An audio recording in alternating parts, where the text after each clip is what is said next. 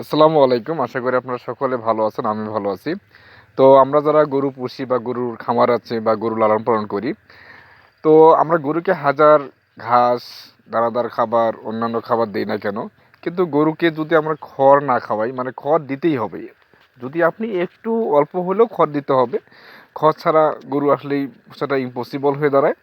কিন্তু কথা হচ্ছে এই খড়টার এখন যে পরিমাণ দাম বৃদ্ধি পেয়েছে তাতে আমাদের খামারিদের জন্য খুবই লসেই হচ্ছে বা গরু পুষতে গিয়ে এখন।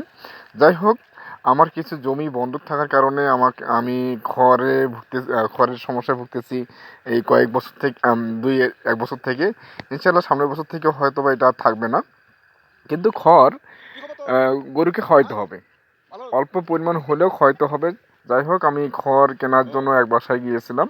আমি আমার বাসায় খড়গুলো নিয়ে আসলাম এবং কথা হচ্ছে এই খড়গুলোর দাম পড়েছে একটা করে আটি। আমাদের এদিকে আঞ্চলিক ভাষায় আটি বলা হয়। এই একটা করে আটির দাম এখন আমাদের অঞ্চলে চলতেছে 60 টাকা। তাহলে আপনারা বলুন, একটা আটি যদি 60 টাকা হয়, তাহলে এই খড় কিনে গরুকে পুষে খাওয়া খুবই দুষ্কর, খুবই দুষ্কর, খুবই দুষ্কর।